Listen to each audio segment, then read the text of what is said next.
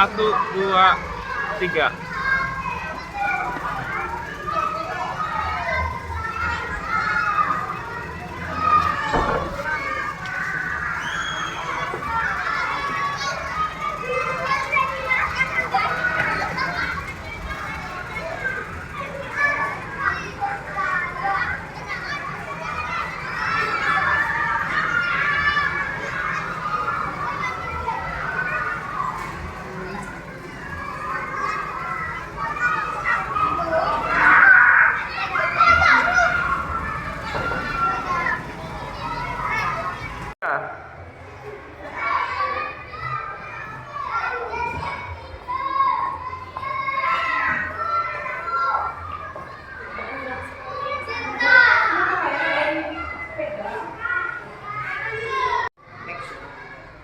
Assalamualaikum warahmatullahi wabarakatuh. Syukur alhamdulillah kita panjatkan kepada Allah Subhanahu wa taala karena pada pagi hari ini kita masih diberi kesehatan walafiat untuk menghadiri diseminasi budaya positif yang ada di SD Patalangi 1. Tak lupa kita panjatkan kepada junjungan kita Nabi besar Muhammad Sallallahu Alaihi Wasallam karena telah membawa kita dari alam kegelapan menuju alam yang terang menderang seperti sekarang. Bapak Ibu, mungkin langsung saja agar waktu yang tersedia ini sangat bermanfaat. Di sini saya akan menyampaikan tentang diseminasi modul 1.4 budaya positif yang dirancang oleh saya sendiri, yaitu Tri Prastigi Halinda, dengan tim kami, yaitu ada Bapak Fasil, Gus Hasan Khalid, kemudian Ibu pengajar praktik saya yaitu Ibu Maria Gidiawati, kemudian saya sendiri JPP Angkatan 10 Lutfi Prastigi Halinda. Sebelum kita menginjak ke tentang budaya positif, di sini saya mempunyai pantun, Bapak Ibu. Kita berpantun pria terlebih dahulu, ya. Bunga mekar di pagi hari. Ada mawar dan juga melati. Sebelum masuk ke pembahasan ini, dengarkan dulu pantun dariku ini. Siang hari makan sepiring ketan. Sepiring ketan buatan paman. Salam hormat saya ucapkan kepada Bapak Ibu guru sekalian. Untuk selanjutnya yaitu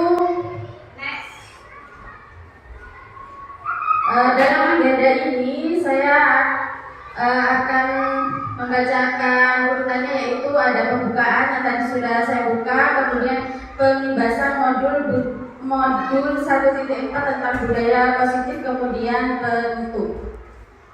Selanjutnya yaitu tujuan pembahasan diseminasi ini untuk kami calon guru penggerak, yaitu menyampaikan informasi kepada Bapak Ibu guru sekalian yang ada di lembaga ini tentang budaya positif.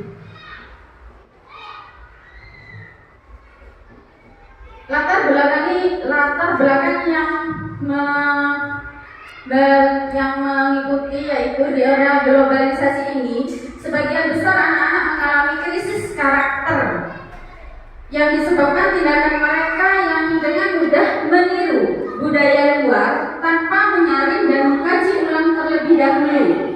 Untuk itu, kita sebagai pendidik perlu menerapkan kembali budaya positif pada anak-anak di lingkungan sekolah agar nantinya mereka mampu menyaring dampak negatif dari budaya luar dan membentuk karakter murid dalam mengimplementasikan nilai-nilai profil pelajar Pancasila.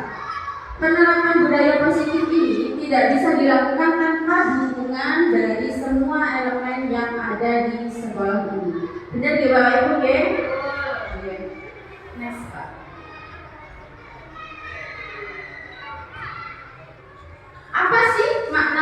budaya positif itu dan apa contoh penerapan budaya positif yang telah kita terapkan. Budaya positif di sekolah yaitu nilai-nilai dan kebiasaan-kebiasaan di sekolah yang berpihak pada peserta didik agar mereka dapat berkembang menjadi pribadi yang kritis, penuh hormat dan bertanggung jawab. Di mana pembiasaan itu sudah kita lakukan setiap harinya dan itu adalah dokumentasi yang saya sematkan di sini. Di situ ada kegiatan upacara, kemudian ada membaca surat Yasin dan surat-surat pendek, kemudian ada Sabtu bersih.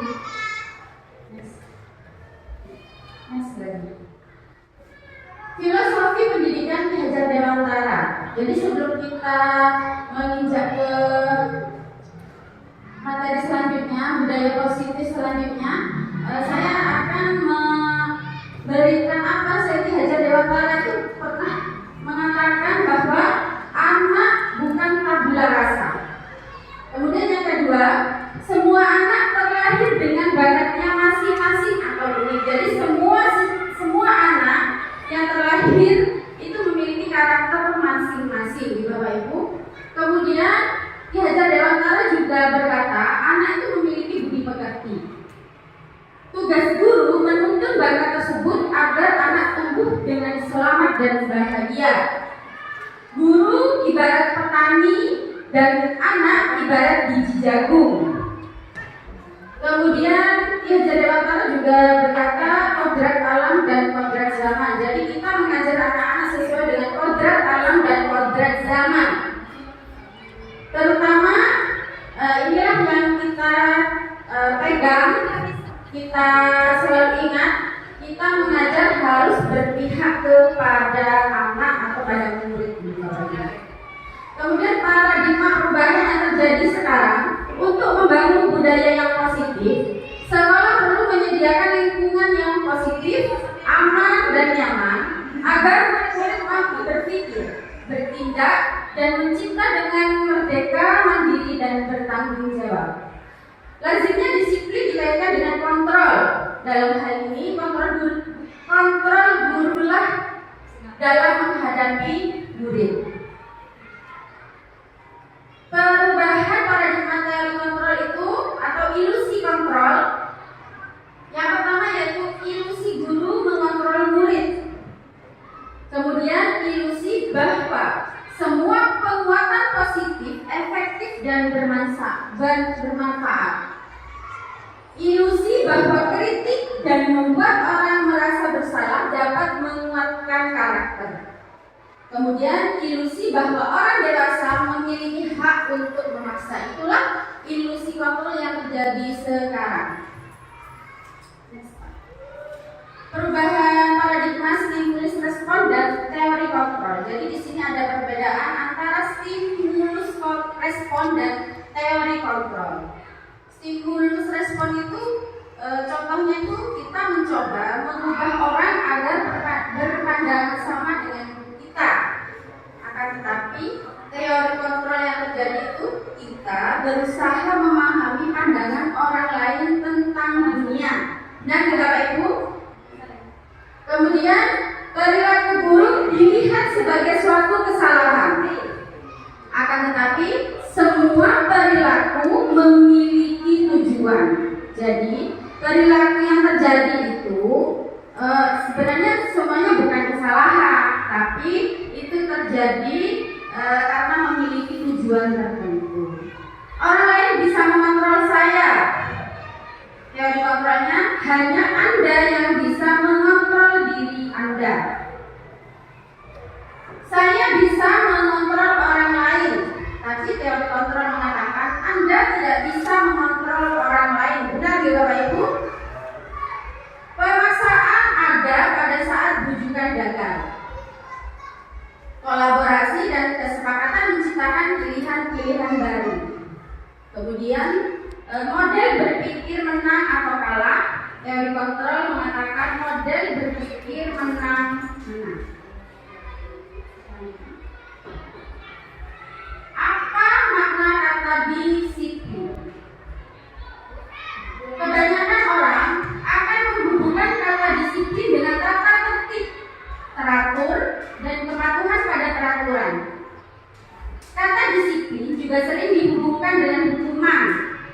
Padahal itu sungguh berbeda. Karena belajar tentang disiplin positif tidak harus dengan memberi hukuman. Justru itu adalah salah satu alternatif terakhir, dan kalau perlu kita gunakan sama sekali dalam budaya kita, makna kata disiplin dimaknai menjadi sesuatu yang dilakukan seseorang pada orang lain untuk mendapatkan kepatuhan. Kita cenderung menghubungkan kata disiplin dengan ketidaknyamanan. Kemudian motivasi perilaku manusia.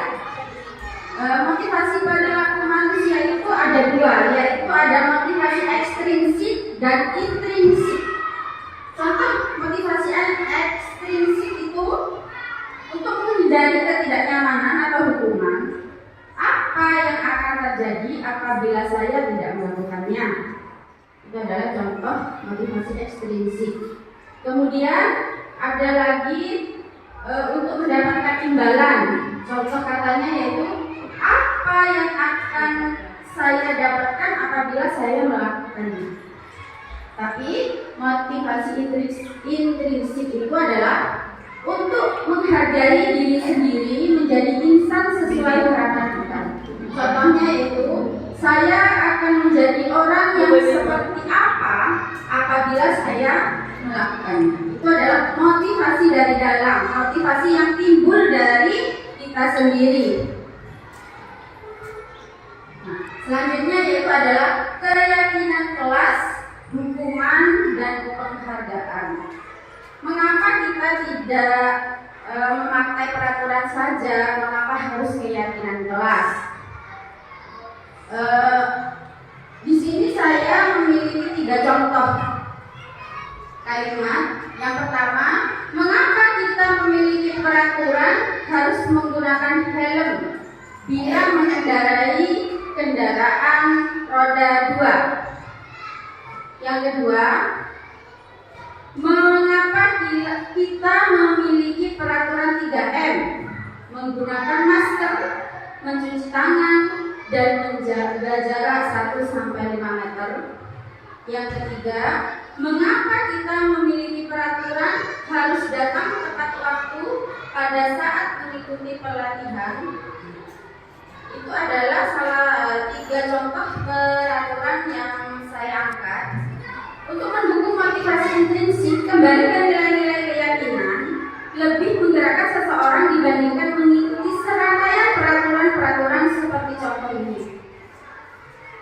Nah, kenapa kok bukan peraturan? Kenapa harus keyakinan? Karena keyakinan kelas itu adalah nilai-nilai kebajikan atau prinsip-prinsip universal yang disepakati bersama secara universal, lepas dari latar belakang, suku, negara, bahasa, maupun agama.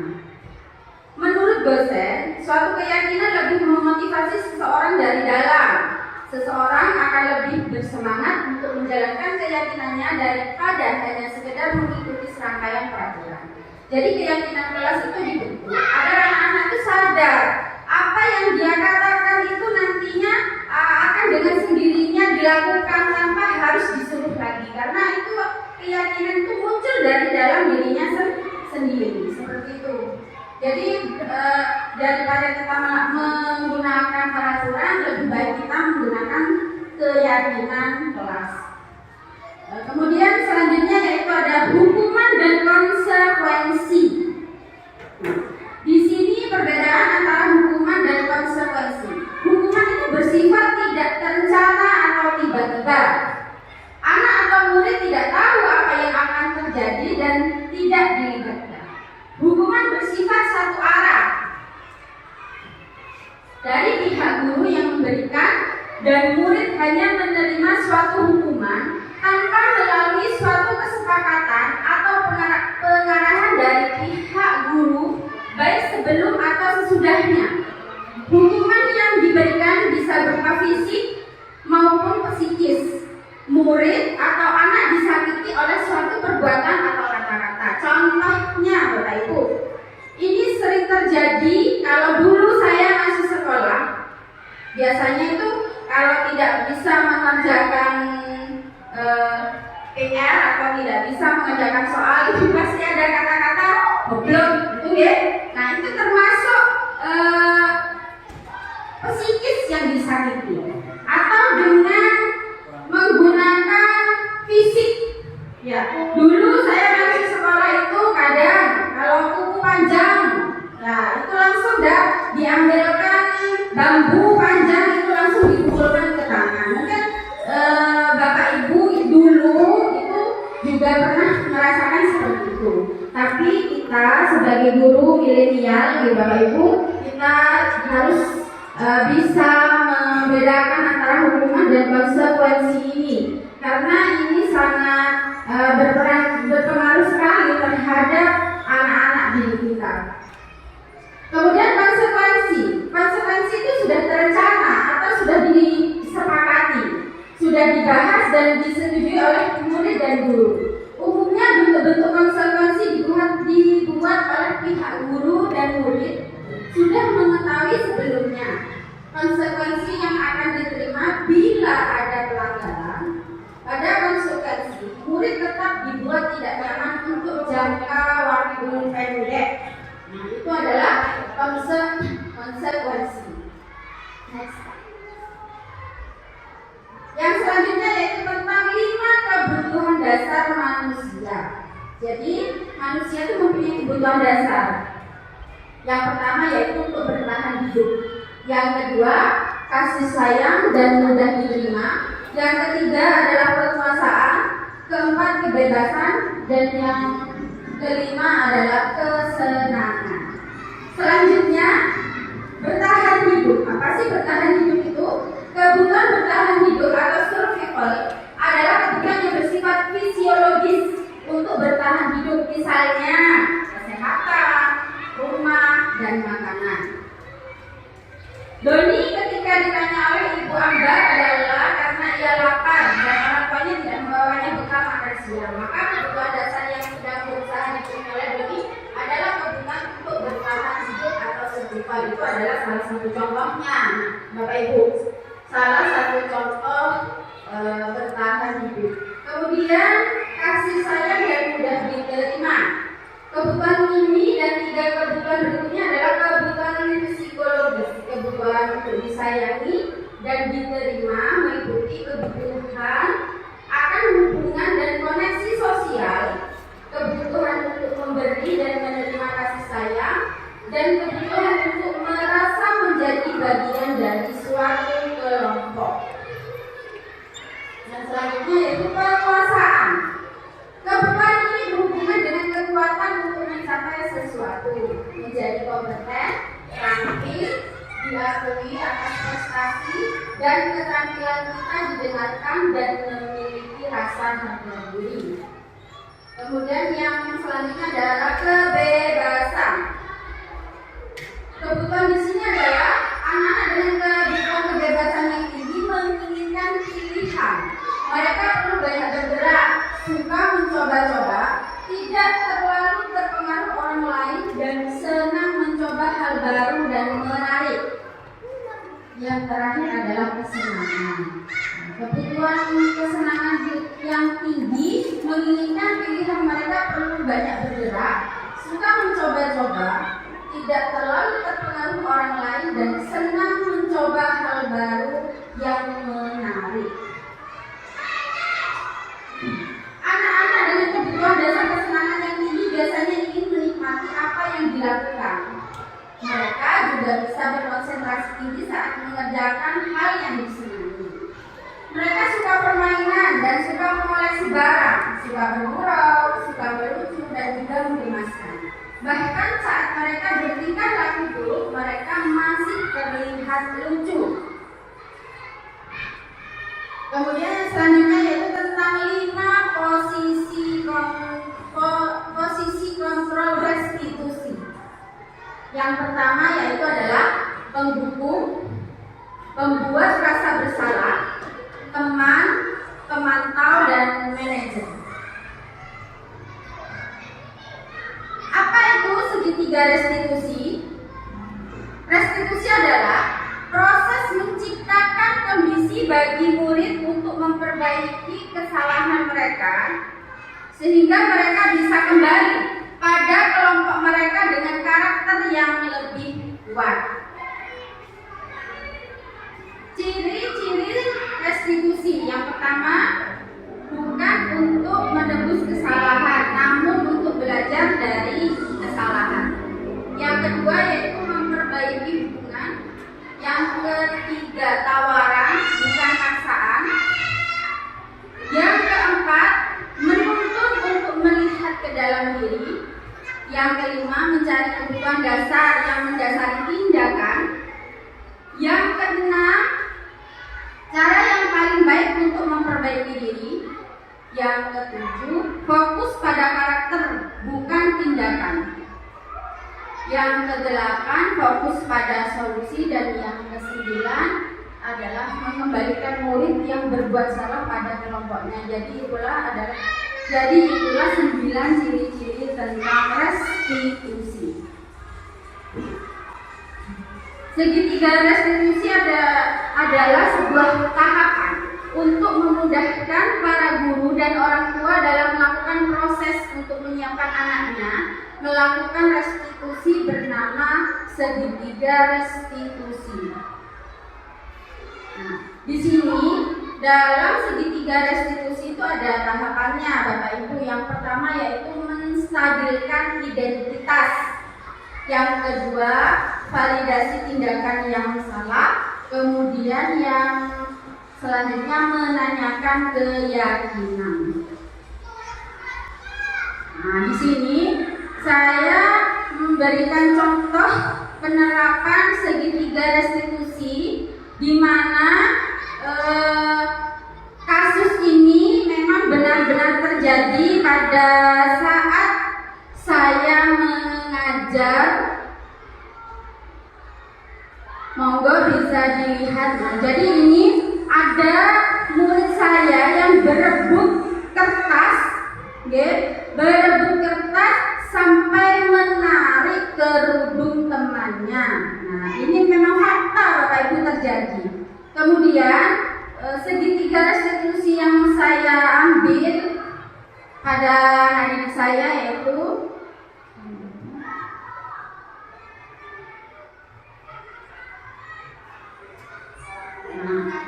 saya memanggil pelaku. Jadi kebetulan korban ini tidak masuk Bapak Ibu. Jadi saya face to face sama murid saya ini. Next. Yang kedua, contoh yang kedua yaitu ini juga nyata terjadi. Jadi pada saat itu, pada saat saya kelas masih terlihat kotor dan ada satu orang temannya tidak mengaku. Padahal piket sudah saya bentuk. Nah, saya tanya saja piket, kemudian lagi tugas. Nah, saya terapkan segitiga restitusi dalam menanyakan dan menyelesaikan kasus ini, Bapak Ibu.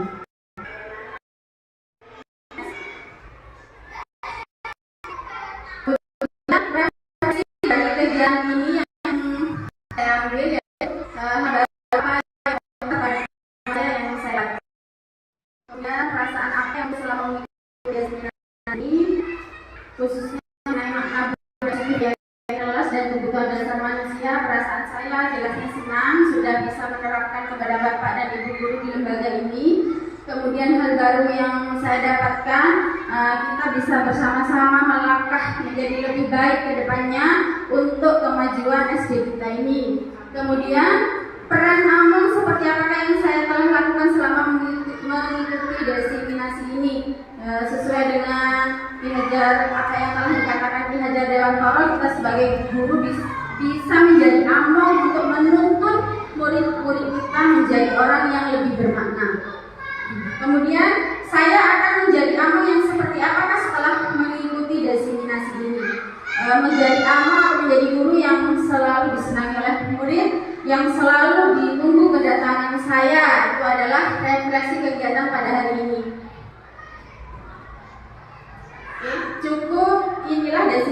demikian dari saya. Kurang lebihnya saya mohon maaf dan terima kasih kepada Bapak Ibu sudah meluangkan waktunya untuk mendengarkan dan menerima diseminasi yang sudah saya buat. Wassalamualaikum warahmatullahi wabarakatuh. Waalaikumsalam.